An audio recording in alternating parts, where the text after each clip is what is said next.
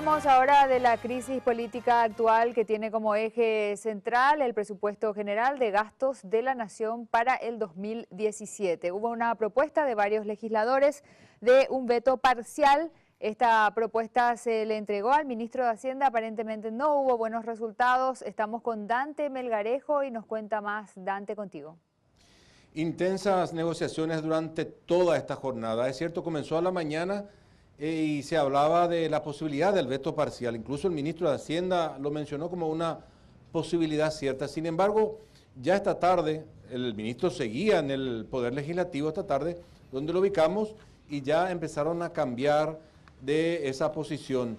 A tal punto es que a estas horas estamos convencidos que el Poder Ejecutivo no quiere dar el brazo a torcer con ese tema del voto total por un veto parcial. Es decir, y el primero en que dio la pista de cuál sería la propuesta del Ejecutivo fue el presidente de la Cámara de Diputados, cuando abandonaba esta tarde la sede legislativa y decía: nosotros planteamos que elijamos un punto intermedio, y ese punto intermedio, ¿cuál es? Es aceptar el presupuesto que aprobó la Cámara de Diputados. Recordemos que lo que se aprobó finalmente fue la de senadores, porque es la Cámara que obviamente le pone la firma final. Entonces, ¿cuál es la propuesta del Ejecutivo y de algunos legisladores, obviamente oficialistas? Es que se apruebe el proyecto de la Cámara de Diputados. Escuchen lo que nos decía esta tarde el presidente de la Cámara Baja, el doctor Hugo Velázquez. Aceptando el 80% de la versión senadores, habíamos establecido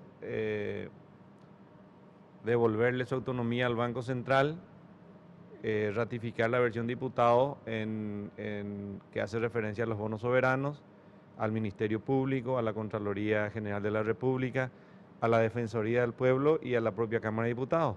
De manera que ese es el planteamiento que nosotros estamos haciendo. Bueno, y se preguntará a la audiencia, ¿cuál es la diferencia entre el proyecto de la Cámara de Senadores y el proyecto de la Cámara de Diputados?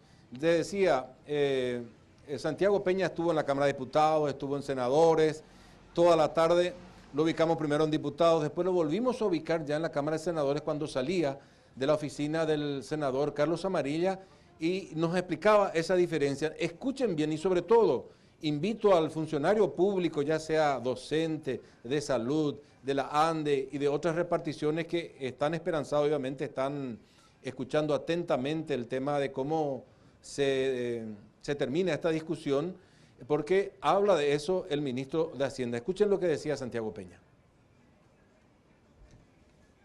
La diferencia más importante es la limitación del Banco Central para implementar la política monetaria, el servicio, la autorización para el servicio de la deuda y los aumentos salariales que están por encima de lo que permite la ley de responsabilidad fiscal, ¿verdad? Entonces ahí es lo que estamos discutiendo.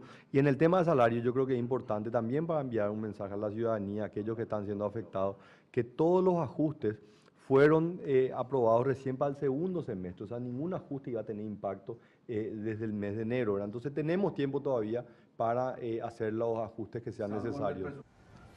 Bueno, esto es lo que decía el ministro, todo el tema de los aumentos es recién a partir de julio, así es que durante todo ese tiempo se puede negociar todavía como para calmar las aguas ante amenazas de manifestaciones, de jornadas de protesta, de docentes, de médicos, en fin. Sobre todo también por el tema de la popularidad, ¿verdad? Porque si el presidente efectivamente está interesado en una reelección, no es muy populista esto que está haciendo, o muy popular esta medida del veto, porque justamente el tema de los aumentos salariales que quedarían sin vigencia, ¿verdad? Pero está aclarando que desde dentro de 6 meses seguramente para calmar esos ánimos y que no pierda popularidad el presidente. Pero también. todo cayó, te cuento, Sani, todo te cuento.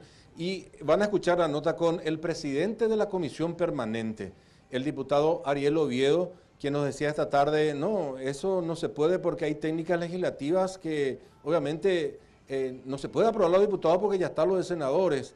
Escuchen atentamente lo que dice Ariel Oviedo, porque en definitiva esa tendencia de lo que él explica es lo que se definió en los últimos minutos. Ya les voy a contar, ya les voy a actualizar la situación, pero primero escuchemos al diputado Oviedo.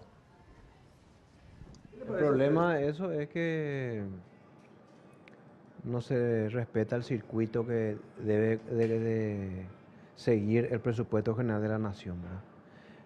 ¿Se violentaría, digamos, algunas normas, dice usted? Y no el circuito pues es presentar dentro de un plazo el presupuesto general de la Nación, ¿verdad? Ese es el limitante de esa propuesta, ¿verdad? Pero de vuelta, hay que ir viendo cómo se puede encontrar un punto medio entre uno y el otro, ¿verdad? Porque hoy el veto parcial permite estudiar algo que todavía está dentro de un circuito. El presupuesto general de la Nación ahora todavía está dentro de un circuito que se inició dentro del plazo y de la forma y el plazo establecido en la Constitución Nacional, ¿verdad? Y no hay punto medio, Sani, audiencia. Acaba de terminar, hace cuestión de 5 a 10 minutos terminó una conferencia de prensa en la residencia particular del diputado Oviedo, donde estuvieron otros senadores y acaban de decir, bueno, se rompieron las relaciones, las relaciones están rotas con el Poder Ejecutivo. La sesión se hace mañana, la convocatoria, 11 horas en la Cámara de Diputados y vamos a ver quién tiene los votos para rechazar el veto o para aceptar el veto del Poder Ejecutivo. Bueno, y el trasfondo de todo esto son los bonos soberanos, ¿verdad? Que los legisladores ya advirtieron que si es que se vuelve al presupuesto del 2016, esos bonos no tienen validez porque no tienen el respaldo del Congreso, no se pueden volver a emitir esos bonos, necesitan de vuelta tener la aprobación del Congreso. Y en cuanto al argumento del Ejecutivo de violar la ley de responsabilidad fiscal, justamente nos decía Rocío Pereira da Costa en un informe que el déficit del presupuesto 2016 es más alto que el del 2017, así que tampoco eso tiene sentido, así que vamos a ver cómo resuelven todo esto. Lo cierto y lo concreto es que mañana va a ser un hervidero el Palacio Legislativo porque numerosísimos grupos de trabajadores agremiados, sindicalizados, ya anunciaron que van a acordonar, van a aislar literalmente el Palacio Legislativo, Sani.